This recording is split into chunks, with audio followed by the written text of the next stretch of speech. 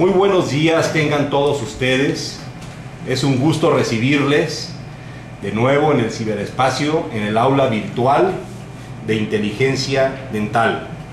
En esta ocasión tenemos un tema muy interesante que es esterilización científica.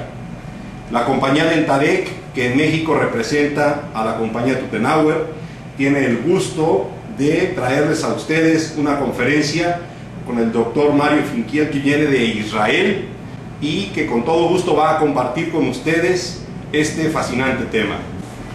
Buenos días a todos los participantes, a los reales y a los virtuales. Aquí están todos ustedes. Esto en realidad es lo que muchos de ustedes ya están practicando y algunos van a practicar. Es el primer slide. La esterilización. Comencemos. ¿Qué es la esterilización en realidad? ¿Por qué hay que esterilizar? ¿Qué hay que esterilizar? ¿Y cómo hay que esterilizar? El por qué hay que esterilizar es clásico, es una pregunta que todos conocemos, o la respuesta conocemos. Porque todo lo que está en contacto con el cuerpo humano, todo lo que penetra al cuerpo, debe ser estéril. Y si no es estéril, conocen la vieja fórmula, la vieja frase, la operación fue un éxito y el paciente se murió. Eso muchas veces, muchos deben estar sonriendo ahora, es algo muy real. Los instrumentos no son estériles, se opera o se toca al paciente con instrumentos no estériles, hay infecciones y ocasionalmente muertes. Hubo muchos de esos casos, hay varios ejemplos en muchos países, pero no los voy a decir ahora, por respeto al país y al hospital. ¿Qué es lo que tiene que ser estéril? Es absolutamente todo. ¿Cómo hay que esterilizar? Lo vamos a ver enseguida. Muy bien. Lo que nosotros conocemos como esterilización, y muchos de ustedes conocen por supuesto, es en realidad una cadena. Una cadena que comienza en la limpieza, pasa a la descontaminación o desinfección y sigue luego a la esterilización. En muchos países, en muchos institutos, muchos consultorios, la primera parte, la limpieza y la descontaminación, se hace todavía la primera parte con un cepillo, se frotan los instrumentos y luego se sumergen en algún líquido descontaminante o desinfectante. Hoy día la primera y la segunda parte se hacen en realidad con máquinas automáticas de 6 partes de un proceso con 6 ciclos, donde la primera parte es un enjuague con agua común, luego penetra un detergente enzimático muy fuerte, alcalino, pasa un detergente ácido o neutralizante, luego nuevamente hay un enjuague con agua destilada o desmineralizada, se eleva todo eso a 93 grados centígrados, de la descontaminación propiamente dicha, entran unas gotas de lubricante, se seca y una vez que está limpio, descontaminado y seco, entonces pasa a la esterilización, al autoclave. Posiblemente en muchos hospitales, muchas clínicas hayan visto instrumentos que salen de un autoclave con pedacitos de cuerpo, de materia humana, sangre. Es estéril, pero eso significa que no fue limpio o descontaminado posiblemente. De todas maneras, esta cadena es una cadena de limpieza, descontaminación y finalmente esterilización. Sigamos adelante. Veamos algunas slides, algunas fotos de historia. Los campos en la ciencia de la esterilización. Uno puede preguntarse qué es un autoclave. Un autoclave, muchos dirían, es un tubo, una cámara con tuberías, con agua y vapor. Eso es realmente y fundamentalmente un autoclave. Una cámara, tuberías, agua y vapor. Otros dirían que es una olla a presión, una ollita de frijoles. Ese es un ejemplo de un autoclave. Muy simple, muy básico, pero un autoclave, donde la válvula de alivio es la piecita que está arriba de la tapa, graduada para una cierta presión. En realidad, esto es la esterilización. Esto es el autoclave moderno y todas estas partes es lo que nos ayuda a nosotros a desarrollar un autoclave. Está la medicina, la microbiología, física, tecnología de procesos, ingeniería electrónica, ingeniería mecánica. Son todas las ciencias que nos ayudan a nosotros a desarrollar un autoclave moderno. Todo esto está aquí. Veamos un poco de historia. Vamos a recordar la historia nuestra. Desde el principio de la humanidad existen las enfermedades. Esto es un hecho. La gente se moría porque estaban enfermos. Y durante siglos fue un gran misterio. ¿Por qué la gente se enfermaba?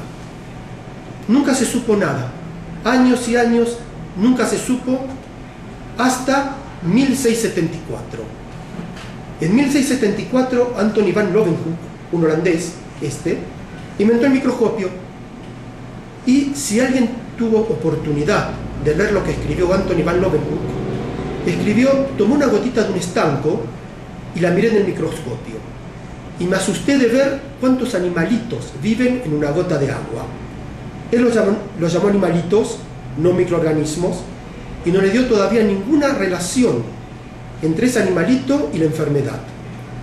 Y fíjense que desde 1674 hasta 1877, los científicos miraban solamente animalitos o microorganismos.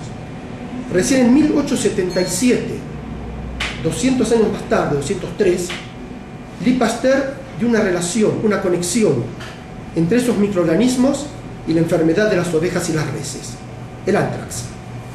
Y entonces dijo, tal vez estos animalitos o estos microorganismos que contaminan o enferman a las ovejas y a las reses, posiblemente también enfermen a la gente, a los seres humanos. Y ahí comenzó a correr la ciencia.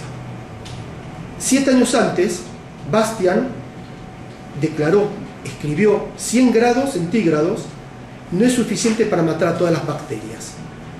Uno bien sabe que hay microorganismos, bacterias, que aguantan más de 100 grados, que todos sabemos cómo se llaman, son las esporas. Las esporas aguantan más de 100 grados.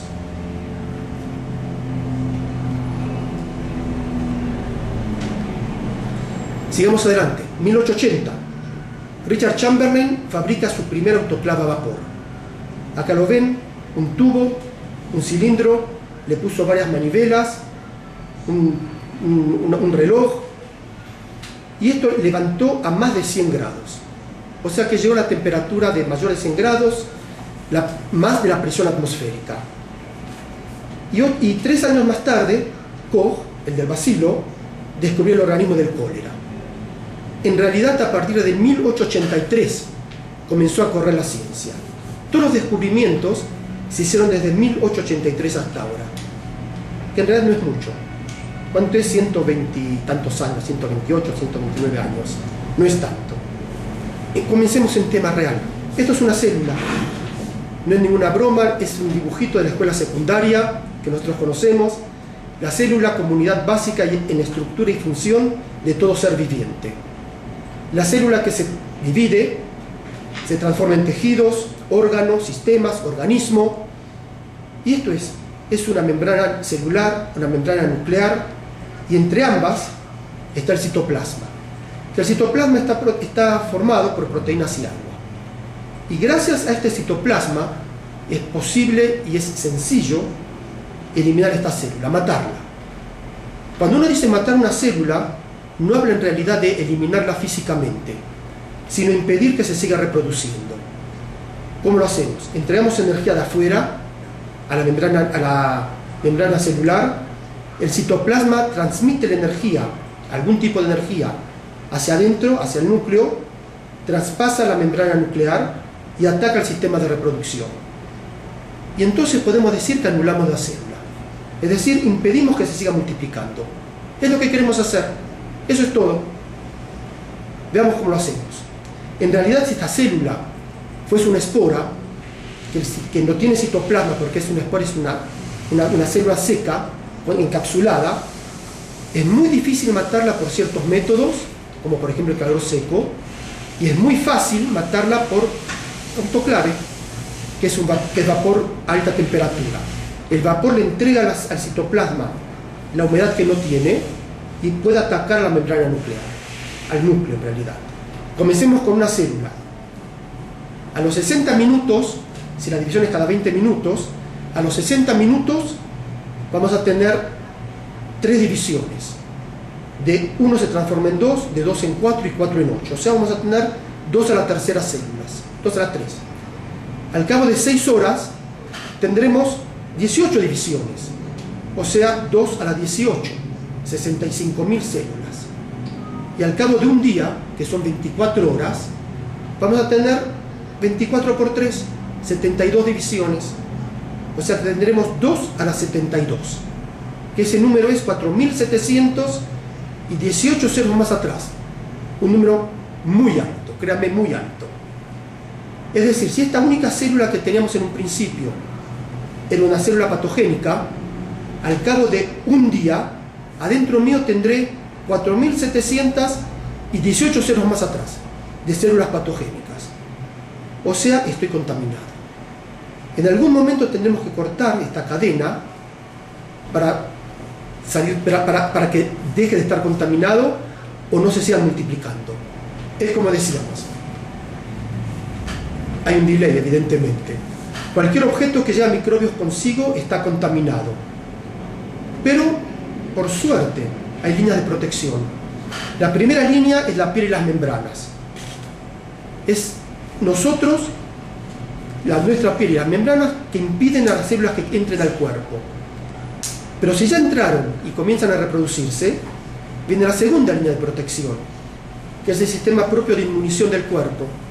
O sea que si estamos sanos y tenemos un buen sistema de inmunición, no hay problema. Y si nuestro sistema de inmunición falla, viene la segunda parte, la tercera, que los médicos están con los medicamentos y tratan de sacarlos.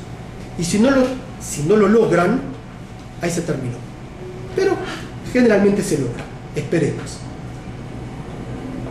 Vamos adelante. Vimos cómo se multiplican las células. Veamos ahora cómo se destruyen, que es lo importante para nosotros. La destrucción de las células es una función de la temperatura. A 120 grados mueren el 90% de las células por minuto, o casi todas. Hagamos una fórmula. Esta fórmula, esto lo que les voy a comentar ahora, es un desarrollo del FDA americano y la NASA. Comencemos con 1 millón de células, o sea, 10 a la 6. Al cabo de un minuto y a 120 grados, maté el 90% de las células. O sea que si maté el 90%, me queda el 10. El 10% de 1 millón, tenemos 100.000. O sea, de 10 a la 6 pasé a 10 a la 5.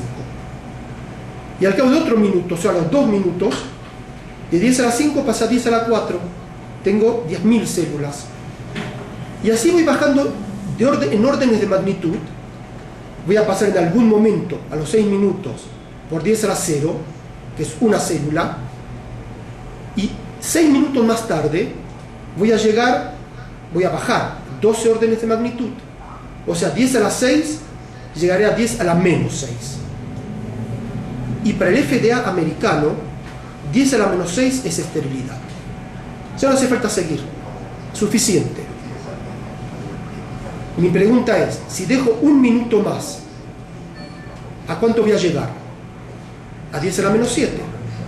Y otro minuto, 10 a la menos 8. Es decir, nunca llegaremos al cero absoluto. Nos iremos acercando asintóticamente a la línea del cero, una hipérbola, muy despacito al cero, pero nunca lo vamos a cortar.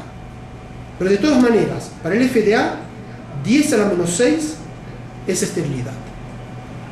O sea, en 12 minutos y a 120 grados, pasamos de contaminación, 10 a la 6, a esterilidad, 10 a la menos 6. Esto exactamente igual se puede hacer a 134 grados, que es lo que los odontólogos utilizan con instrumentos, en 3 minutos. 3 minutos me refiero solamente con instrumentos abiertos, desempaquetados. Si el instrumento está empaquetado, o en un cassette, en un pouch, en una bolsa, por supuesto que no va a ser 3 minutos, sino 7, 12, lo que sea. Depende del paquete y del pouch y las cajas. De todas maneras, 10 a la menos 6 es esterilidad. Si hiciésemos una pregunta, ¿qué significa 10 a la 6? Como diría un niño, 10 a la 6, pregúntenle a un niño qué va a decir. 1, 2, 3, 4, 5, 1 millón. Mucho. Eso es 1 millón. Y yo pregunto, ¿qué es 10 a la 4? 10.000. Y 10 a la menos 6. ¿Qué es 10 a la menos 6? Le doy un poquito de tiempo para pensar. Y si tiene la respuesta bien, y si no tiene la respuesta, yo le diré, 10 a la 6 significa haciendo 1 millón de cultivos, el millón da positivo. Es 10 a la 6 células vivas. 1 por 10 a la menos 6 significa haciendo 1 millón de cultivos, 1 en 1 millón da positivo. Es una célula viva en 10 a la 6, en 1 millón. El que le toca esa única célula tiene mala suerte. Pero, de todas maneras, esto es esterilidad. 1 por 10 a la menos 6. Esa es la primera pregunta. Y la segunda pregunta es, los que utilicen autoclaves, me imagino que saben que hay 2 puntos de esterilización, que son 121 grados y 134 grados. 121 en el autoclave son 15 minutos y no 12 como pusimos acá. Y 134 grados, de 10 a la 6 a 10 a la menos 6, lo hacen 3 minutos, como dijimos. ¿Cuál es la diferencia? ¿Por qué en el autoclave dice 15 minutos y dice 121 grados en lugar de 12 y 120? La primera respuesta es bastante sencilla. Se dan 3 minutos más de seguridad para estar absolutamente seguros que matamos a todas las bacterias. En lugar de 120, el 121 es más interesante. Si recuerdan, el primer autoclave fue fabricado por Chamberlain, ¿verdad? Y Chamberlain tomó la fórmula de Bastian, que decía 120 grados. Pero Chamberlain trabajaba en grados Fahrenheit, no en Celsius, o en centígrados. Tuvo que pasar de 120 Celsius a Fahrenheit. ¿Qué hizo? Tomó 120, lo multiplicó por 1.8, le sumó 32 y recibió 248 Fahrenheit. ¿Y qué dijo? 248. ¿Qué número raro? 250. Es fácil recordarlo. Fíjense que en todos los autoclaves americanos dice 250 Fahrenheit. Y ahí vivimos bien. Cuando comenzaron a fabricar los autoclaves donde la temperatura era Celsius o centígrados, en lugar de tomar la fórmula real de Bastian de los 120 grados, tomaron los 250 de Fahrenheit, de Chamberlain en realidad. 250 lo pasaron a centígrados, le restaron 32, lo dividieron por 1.8 y recibieron 121. O sea que es un error de unidades. Pero el mundo vive feliz y tranquilo con 121. Fíjense, cualquier autoclave dice 121 y 134 por supuesto. Y esto es esterilidad. Sigamos adelante. Acá ven la población o population de 1 millón de bacterias, y al cabo de 12 minutos llegamos de 10 a la 6 a 10 a la menos 6. Eso es exactamente un papel semilogarítmico de 1 millón a 1 por 10 a la menos 6, o una millonésima, en 12 minutos y a los 121 grados, o 120 en realidad, más fuerte, a los 121 grados. Fíjense que en un tiempo de 2 minutos, esto es lo que se llama el factor D, se baja en 2 órdenes de magnitud. Un orden de magnitud por minuto. Acá tiene de 100 a 10, de 4 a 5, es decir, un orden de magnitud por minuto. Es el factor D. Y de 10 a la 6 a 10 a la menos 6 en 12 minutos. Acá podemos ver incluso un gráfico de la esterilidad. Fíjense que todo lo que está por debajo del gráfico no es estéril, y lo que está por encima sí es estéril. 121 grados, 15 minutos, 134 grados, acá tienen 3 minutos. Y vuelvo a repetir, y es importante, esto es para instrumentos desempaquetados, abiertos. Poner 2, 3, 4 unidades, pinzas, instrumentos en la charola o en la bandeja, para los que escuchen, no en México, no empaquetados, y eso es 134 3 minutos. Si lo empaquetan, lo ponen en un pouch, en una bolsa, no es 3 minutos. Todo lo que está por encima es estéril y por debajo no es estéril. Bien, estamos terminando la primera parte. Veamos la multiplicación de los microorganismos. De 0 a 7 grados no hay multiplicación. Por eso cuando uno trae la verdura, los tomates, la lechuga del mercado, lo trae ya, digamos, con microorganismos, bacterias. Lo ponen en el refrigerador. ¿Cuál es la temperatura nominal del refrigerador? ¿Quién lo sabe? 4 grados. ¿Y por qué 4 grados? Para impedir que haya multiplicación del microorganismo. Es la primera parte. De 10 a 50 grados es ideal para la multiplicación. ¿Cuál es el ejemplo clásico y típico de 10 a 50? Nosotros, el cuerpo humano, 36 grados y medio. De 62 a 100 grados van muriendo la mayoría de las bacterias. Y acá muere prácticamente todo. Todas las bacterias que nos dieron tanto miedo hasta no hace mucho, todos los microorganismos, entre ellos está por supuesto el SIDA, que todos querían que vivían y había que matarlos porque vivían mucho tiempo afuera del cuerpo.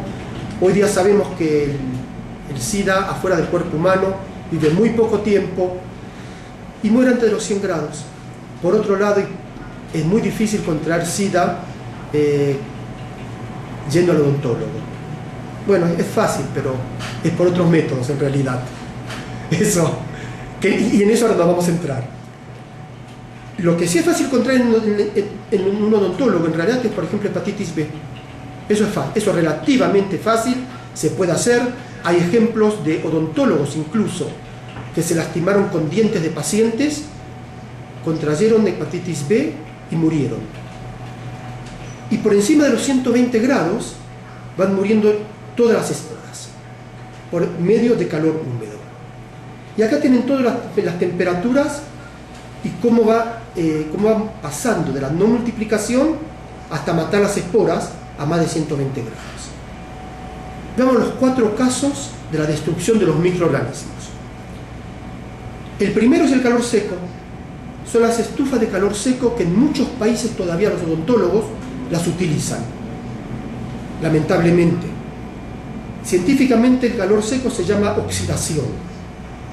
Haciendo un paralelo con la vida real, es tomar un huevo, abrirlo en una sartén y esperar que el huevo se queme, se seque, se oxide y la célula muere.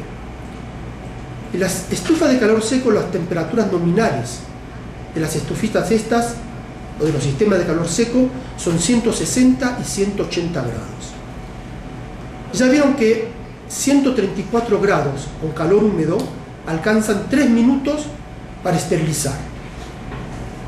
Aquellos que utilicen estufas de calor seco, ¿cuánto tiempo creen que tiene que estar el instrumento expuesto a 160 grados para esterilizar? No hay respuesta. Si hay respuesta, son exactamente 2 horas. A 160 grados y calor seco, el instrumento tiene que estar expuesto 2 horas.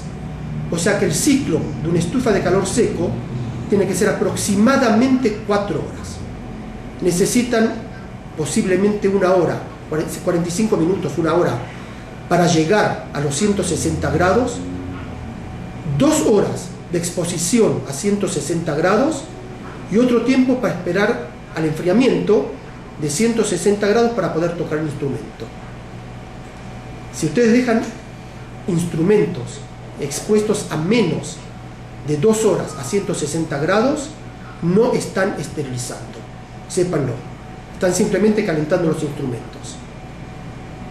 Hay estufas que trabajan a los 180 grados y la exposición a 180 grados es de media hora.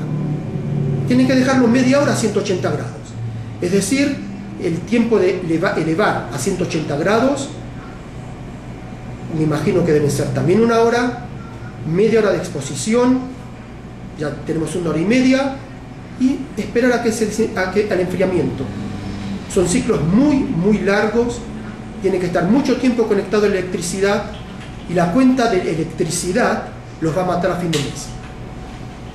Si utilizan un autoclave, vamos a verlo más tarde, el tiempo de calentamiento para llegar a 134 grados es solamente 5 o 6 minutos, y ya está, y deja de calentar. Ya tienen vapor en la cámara, 3 minutos, o 5 minutos, o 7, depende cómo estén en instrumentos, desempaquetados o no, y terminó el ciclo. Y luego tienen que dar unos minutos más de secado, que nuevamente las resistencias comienzan a funcionar para calentar la cámara y secar. Fíjense la diferencia de tiempos: 4 horas en 160 grados, calor seco, y un ciclo de, por ejemplo, 10 minutos, 8 minutos, a 134 grados en calor seco, húmedo, un autoclave. Hagan el cálculo de energía, cuánto cuesta la energía insumida, y van a poder saber qué conviene más utilizar. Sin entrar en que el calor seco arruina los instrumentos, eso bien lo saben ustedes. La segunda parte es la intoxicación, lo que científicamente se llama intoxicación, que es gas o sustancia química. Ningún odontólogo utiliza gas, por supuesto, eso se utiliza en los hospitales, son los viejos equipos de gas, que era el formaldehído, luego pasaron al óxido de etileno, y hoy día se esteriliza por peróxido de hidrógeno o plasma de peróxido de hidrógeno, temperatura ambiente, baja temperatura para los endoscopios. En realidad todo aquello que no puede ser introducido en un autoclave, que tiene fibras ópticas, electrónica, cámaras, endoscopios. Las sustancias químicas en realidad no esterilizan, sino que desinfectan, y hoy día se utiliza incluso en los hospitales para desinfectar todos los líquidos y los químicos conocidos. La tercera es irradiación por fuente radioactiva, que por supuesto ningún hospital tiene esto, ningún odontólogo. Hoy día se utiliza, no voy a decirles el uranio o el plutonio, que hoy nuevamente está de moda, sino el cobalto 60. Se utiliza en grandes plantas de esterilización de material. El único problemita que el cobalto 60, una planta está hoy día costando aproximadamente $20 millones, y un sistema de cobalto 60 de 400.000 curie, que es la unidad básica para esterilización del cobalto 60, el tiempo de vida media son 5 años y medio. O sea que de 400.000 curie van a pasar a 200.000 curie en 5 años y medio. Hay que mandar eso, que ya no pueden esterilizar más, hay que devolverlo a Canadá. Canadá nos manda nuevamente a nosotros otro paquete de 400.000 curie. Previamente hay que pasar $1,5 millones a Canadá, que es lo que cuesta. Por eso no creo que un odontólogo en su consultorio tenga una planta de cobalto 60. Y finalmente llegamos al calor húmedo, que es el vapor a alta temperatura. Y esto se llama coagulación, científicamente es coagulación. Y haciendo nuevamente el paralelo con la vida real, es tomar un huevo, nuevamente abrirlo en una vasija de agua hirviendo, el huevo se coagula y la célula muere, y eso es coagulación. Y aquí entramos entonces en los autoclaves. Quería hacer una pregunta previamente. Los que piensan en el vapor, yo acostumbro a preguntar siempre al público no virtual: ¿quién de ustedes ve vapor en la vida real? ¿Quién vio últimamente vapor? Y la respuesta es, por supuesto, en una tetera, hoy a la mañana cuando me estaba duchando, o en la regadera, que México dice. Y la respuesta es: nadie vio vapor, porque el vapor es invisible, nadie lo vio. El único lugar donde existe el vapor es cuando el agua hierve, en realidad, es en una tetera, o en el pico de la tetera o de la cafetera, cuando están haciendo hervir agua. Y si se fijan, en realidad, lo que ustedes llaman vapor, que en realidad es gas, es el vapor que entrega la energía a las moléculas del aire, se condensa sobre esas partículas, esas moléculas, y el condensado, que es lo que ustedes ven, es gas. Y no es 100 grados ya, o no es vapor del agua que está en ebullición. Es el vapor que le entregó la energía y ya no es vapor. Es el condensado y eso es gas. Si hiciesen un experimento en casa, pueden hacerlo. Hoy, por ejemplo, pongan una tetera a hervir y van a ver ese chorro de gas. Acérquense y vean que ese chorro de gas comienza tal vez a 1 o 2 milímetros del pico de la tetera. Esos 2 milímetros, eso es en realidad vapor. Y no lo ven porque es invisible. Luego ese vapor le entrega la energía a la atmósfera, se condensa y ustedes lo pueden ver. Lo ven, eso es gas. Es decir, pueden poner si quieren la mano lejos de ahí, el dedo, y la mano simplemente se va a humedecer, pero no se va a quemar. Si siguen adelante y se van acercando cada vez más al vapor, eso no lo hagan. Eso es un experimento que les va a quemar el dedo. El último que hizo ese experimento loco y ridículo fui yo. Si quieren saberlo, yo tenía 4 años, mi mamá estaba haciendo té en casa, me dejó solo en la cocina, y yo vi ese chorro, que me divirtió mucho verlo. Puse la mano ahí lejos y me humedecí el dedo o la mano. Fui acercando el dedo cada vez más hasta que llegué al vapor. Llegué, me imagino haber estado una millonésima de segundo, pero el vapor alcanzó para quemar el dedo. Tengo una cicatriz todavía en el dedo índice. Y hubo que cerrar el dedo y les aconsejo no hacerlo. Yo lo hice por experiencia y es malo. Bueno, y acá tenemos el autoclave, es la coagulación y es el vapor húmedo. Sigamos. Acá tenemos entonces ahora nuevamente el gráfico anterior en tres curvas. Tenemos la primera curva de la no esterilidad por de abajo. Arriba tenemos esterilidad por autoclave, por vapor, y acá tenemos la esterilidad por calor seco, por estufas de calor seco que todavía muchos odontólogos siguen utilizando. En muchos países está absolutamente prohibido y en muchos no.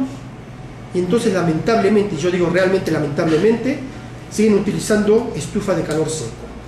Acá están las temperaturas, fíjense, 160 grados, 2 horas de exposición, lo que dijimos antes, 180 grados, media hora de exposición, y fíjense que 120 grados en calor seco tendrían que dejarlo 32 horas para que puedan esterilizar. Son los mismos 120 grados que en un autoclave necesitan 15 minutos. Material termosensible. Y a los 134 grados son 3 minutos. Muy bien, vamos a terminar estas cositas. Los microorganismos mueren más fácil cuanto más agua contengan. Eso lo vimos. Las esporas, que son casi secas, y en presencia de humedad, la muerte de los microorganismos sucede a temperatura más baja y en menos tiempo.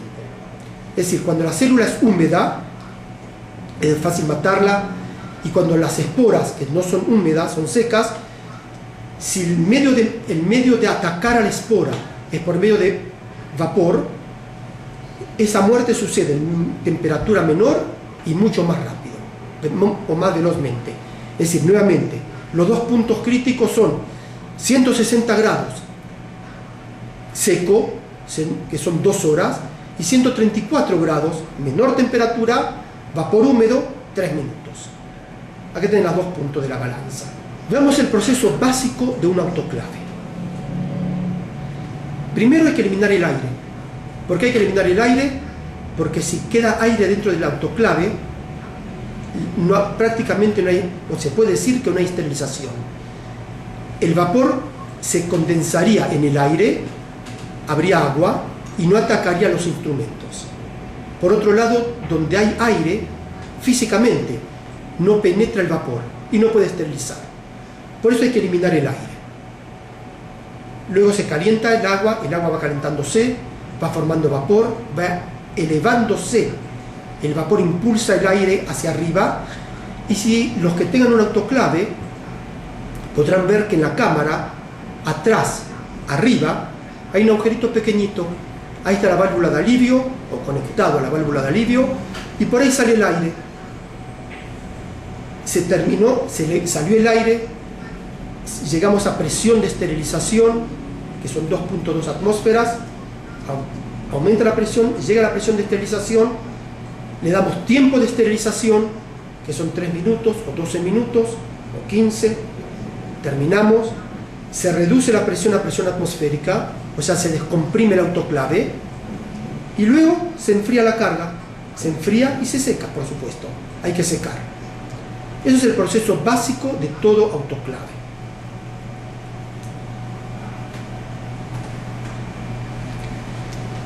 Los problemas de la carga húmeda es un problema que los odontólogos generalmente no tienen, pero lo podrán ver todos aquellos que luego trabajan en hospitales.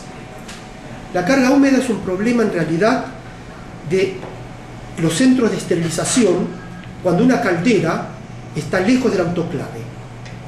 El vapor llega de una caldera externa, va pasando hacia el autoclave por una tubería larga, y a veces la caldera está a 60 metros, 80 metros del autoclave, muy lejos. Esa tubería en realidad son segmentos que se van acoplando unos a otros, no es una tubería sola, un tubo largo. Entre los segmentos a veces se filtra aire, hay una fisura, se filtra el aire, y cuando el vapor va avanzando de la caldera hacia el autoclave, se condensa sobre ese aire, se condensa en el aire y ahí tenemos agua. Y esas gotitas de agua penetran en el autoclave. Ahí tenemos agua adentro del autoclave. Por supuesto se puede reparar ese problema poniendo trampas de aire a lo largo de la tubería y limpiándolas periódicamente para que puedan eliminar el agua. Pero en realidad lo mejor es poner una bomba de vacío fuerte, expulsar el aire por prevacío, y luego sigue todo exactamente igual. Se calienta, se incrementa la presión, se esteriliza, se libera el vapor, o sea, se descomprime, se seca la carga, y luego hay un intercambio de aire durante el secado a través de un filtro HEPA. Un filtro HEPA microbiológico de 0.2 micrones. Y eso es para que ninguna partícula entre a la cámara, porque las partículas, las bacterias son mayores de 0.2 micrones. Y ese es el problema y la calidad de la carga húmeda, y así se soluciona con el prevacío. Y eso lo van a ver solamente en los hospitales. No es un problema, generalmente no es un problema de los odontólogos que utilicen su autoclave en el consultorio. El autoclave forma su mismo vapor, elimina su aire y esteriliza y seca. Este gráfico es un gráfico que podrán ver en los ciclos de esterilización con una bomba de vacío. Acá tienen la parte de abajo, la parte negra, es la presión, y la de arriba es la temperatura. Fíjense que cuando baja la presión, baja la temperatura, sube la presión, sube la temperatura, la vieja fórmula de la termodinámica P sobre T constante, en una palabra. Las bombas de vacío tienen 4 pulsos de prevacío, no pueden hacer un solo pulso muy profundo, porque las bombas de vacío funcionan cuando la carga está caliente en realidad. Por eso baja la presión, absorben el aire, inyectan vapor, elevan la temperatura nuevamente de la carga y vuelven a sacar, y vuelven a subir y vuelven a sacar. Lo hacen 4 veces, 4 pulsos.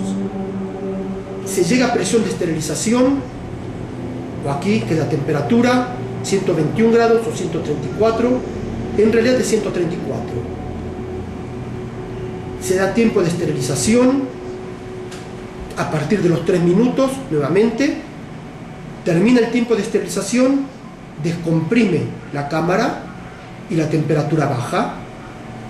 Acá están los pulsos de post vacío, o sea, el secado, y acá termina el ciclo. Se secó, y termina el ciclo de un autoclave con pre y post vacío. Esto es un ciclo básico y clásico de cualquier autoclave de hospital. Terminamos nuestra primera parte. Ahora viene la segunda parte. La segunda parte es cómo elegir autoclaves. Esta es la compañía Tutnauer. Acá tenemos en todas las ramas que nosotros estamos, y lo que a ustedes les interesa es esto, la odontología. Y aquí nos vamos ahora a concentrar de ver los autoclaves y cómo elegir un autoclave, uno sí y otro no. Los productos, acá es lo que ustedes van a generalmente utilizar. Autoclaves de mesa, desde pequeñitos hasta grandes. Muy pocos de ustedes utilizarán lavadoras desinfectadoras, lavadores, autoclaves de laboratorio. Los grandes, sí, en hospitales y en universidades, facultades de odontología. Y acá están los consultorios privados, autoclaves de mesa, electrónicos, manuales, pero acá están ustedes. Y yo quiero ahora concentrarme en los autoclaves de mesa. Y en la parte que les interesa a ustedes, que es la parte dental.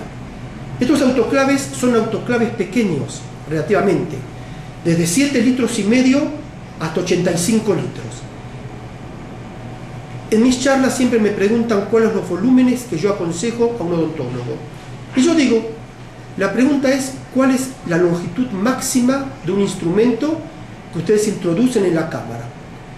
Hay cámaras de 30 centímetros de profundidad, 40 centímetros, 50, 70 centímetros de profundidad, pero para un odontólogo que utiliza el autoclave en su propia clínica, el pequeñito, los más pequeñitos, de 7,5 litros, 19 litros, 23 litros, es por supuesto suficiente.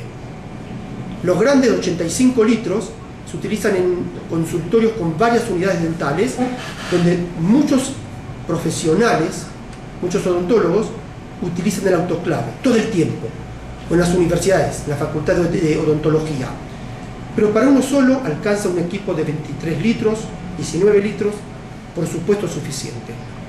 Pueden ser con controles manuales, y yo lo veo perfectamente bien.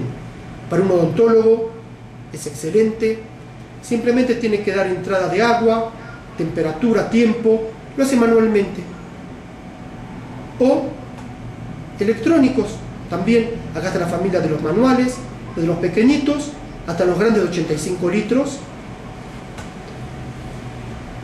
Hay otros acá, ven, con LEDs, muestra cómo el ciclo va adelantando, pero siguen siendo con control manual. Pueden ser automáticos, no automáticos, pero el control es manual. Y luego están los electrónicos, donde apretando un botón se hace todo automáticamente.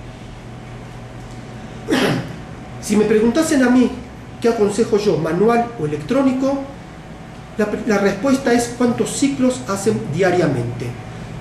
Me imagino que los odontólogos hacen 2, 3 ciclos diarios, y yo creo perfectamente que un autoclave manual a un odontólogo le alcanza y es perfecto. Los equipos electrónicos son cuando tienen que hacer muchos ciclos diarios, 15, 20 ciclos, donde hay un asistente que tiene varios autoclaves y varias tareas a hacer juntas. Es decir, acá apretaría un botón y se hace todo automáticamente. E incluso el secado, no hace falta ni siquiera abrir la puerta o aflojarla para que haya intercambio de aire. Es a través de un filtro. Por otro lado, la pregunta es siempre, si yo abro la puerta para que haya secado, si no se vuelve a contaminar la carga. Y la respuesta es no, no se contamina. Porque si abrimos la puerta, podemos abrirla, si bien la presión interna y externa es idéntica, adentro y afuera ya tenemos presión atmosférica, el flujo de calor es de adentro hacia afuera. O sea, las partículas no pueden penetrar, sino que solamente saldrían. Por otro lado, estos autoclaves están certificados por el FDA americano, quiere decir que no hay problema.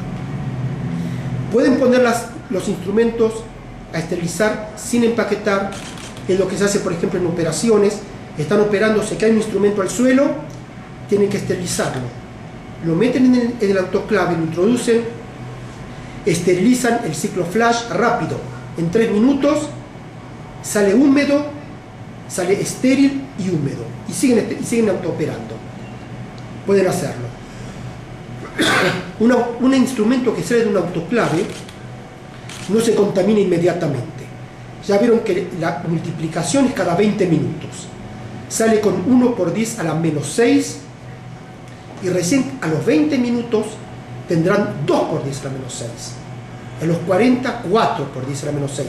Tarda mucho tiempo en contaminarse. Ya tienen la familia de los autoclaves electrónicos, de los pequeñitos hasta los grandes. Y ahora 5 minutos les mostraré equipos de distintos volúmenes. Esta es nuestra fábrica, es la línea de producción de los autoclaves de mesa. Acá tienen todos los equipos conectados a estos tubos. Están conectados al doble de presión de trabajo. Conectados a 4.4 atmósferas. Este día está siendo probado por ASME. ASME es un certificado de seguridad donde todos los autoclaves están probados al doble de presión de trabajo. Eso es para que ninguno explote. En realidad hubo muchas explosiones en varias partes del mundo. El equipo eleva temperatura, eleva presión, no corta, el presostato no funciona posiblemente, sigue calentando, sigue elevando presión y el autoclave no aguanta esa presión y explota. Hubo muchos países, lamentablemente, no nuestros equipos, claro, hubo muchos ejemplos hay. Compren lo que compren, yo les pido por favor, exijan un autoclave con certificación ASME. Es seguridad para ustedes. Los que utilizados en facultades de odontología, equipos grandes, 160 litros, automáticos con bomba de vacío, generador de vapor, pero esto es para facultades. Ejemplos, fotos, como se ven en las facultades, en los centros de esterilización. Ejemplos de nuestros sistemas de robot para las soldaduras. Y ahora veamos rápidamente otras fotos. Bancos de prueba. Todos los equipos que salen de nuestras fábricas son validados. Acá ven los equipos electrónicos siendo probados todos los ciclos. Y cuando terminan de ser validados y probados, se limpian, se empacan y todos los jueves salen a los puertos. Esto es un equipo de 9.000 litros. Ustedes, me imagino, habrán visto equipos de 23 litros, 19, 85. Esto es 9.000. Esto es 9.000 litros. Es un poco grande, ¿verdad?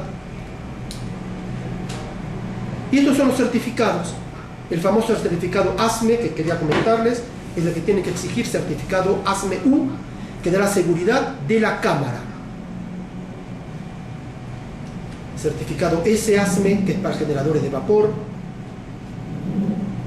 Y todos los otros certificados que nosotros tenemos, europeos, los ISOs, por supuesto, de medicinales, certificaciones alemanas, otra vez para laboratorio, el FDA, para estar seguro de lo que están comprando, que el equipo esteriliza,